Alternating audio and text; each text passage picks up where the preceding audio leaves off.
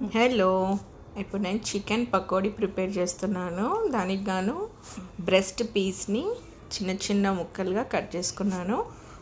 ఉప్పు పసుపు వేసి మంచిగా నీట్గా కడిగి వాటర్ లేకుండా తీసేసుకున్న తర్వాత దాంట్లో పసుపు, ఉప్పు, కారం, ధనియాల పొడి, పెప్పర్ పౌడర్, కొద్ది జీరా పౌడర్, అల్లం వెల్లుల్లి పేస్ట్ వేసేసుకొని మంచిగా ఫస్ట్ ఇవన్నీ కలిపేసేసుకోవాలి. మసాలా అంతా ఇవంతా మంచిగా కోట్ చేసేసుకొని ఒక హాఫ్ లెమన్ స్క్వీజ్ చేసుకున్నాను.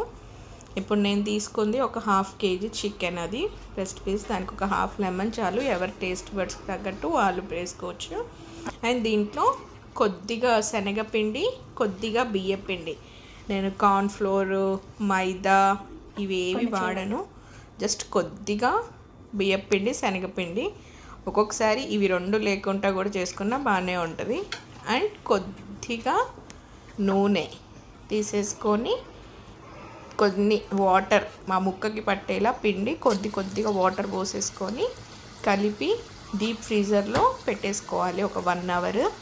ఇప్పుడు తీసేసుకొని డీప్ ఫ్రైకి సరిపడంత ఆయిల్ వేసేసుకొని, ఆయిల్ వేడెక్కిన తర్వాత ఇప్పుడు మనం అన్ని మసాలాలు అన్ని పిండి వేసి మ్యారినేట్ చేసి పెట్టిన చికెన్ వేసేసుకోవాలి.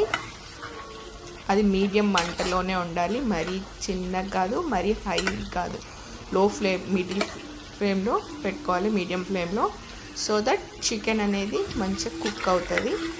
అండ్ ఇది కూడా ఏంటంటే ఒకసారి చూసారా, కొద్దిగా కాగిన తర్వాత తీసి పక్కన పెట్టుకోవాలి.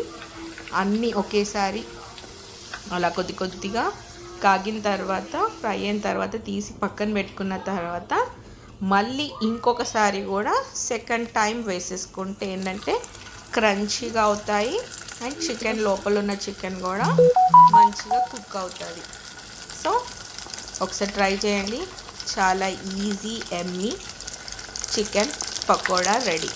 మీరు దీన్నే హోటల్ స్టైల్లో మళ్ళీ సాటే చేసుకోవాలంటే ఇలా ఫ్రై చేసుకున్న ఆయిల్లోనే కొద్దిగా ఆయిల్ తీసేసుకొని కొద్దిగా వెల్లుల్లి, అల్లం, పచ్చిమిర్చి, ఉల్లిపాయలు వేసేసుకొని అవన్నీ ఫ్రై చేసేసుకున్న తర్వాత సోయా సాస్, చిల్లీ సాస్ ఇవన్నీ వేసేసుకొని కొద్దిగా మనం ఏమంటారు కర్డ్ వేసేసుకొని ఇవన్నీ వేసుకుంటే కూడా చిల్లీ 65 అయిపోతుంది. Simple, easy.